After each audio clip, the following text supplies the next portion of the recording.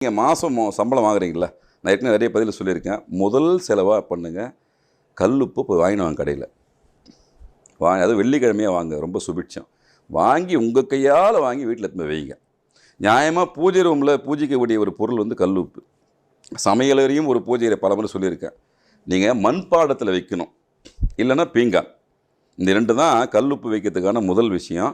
முதல் பேசிக்கு நீங்கள் பொருளை வாங்கி உங்கள் கையால் போட்டு நிரப்பி வைங்க. முதல் விஷயம் அந்த நிரப்பி வச்சதை பூஜை ரூமில் வையுங்க. ₹1 காயினோ 10 காயினோ எவ்வளோ உங்கள் கையில் காசு இருக்குதோ அந்த காசை அதில் போட்டு வைங்க.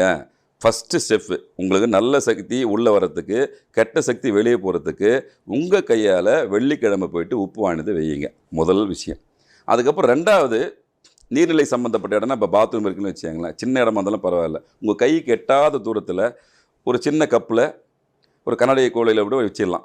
கல் உப்பு போட்டு எந்தெந்த திசையெல்லாம் உங்களுக்கு வைக்க முடியும்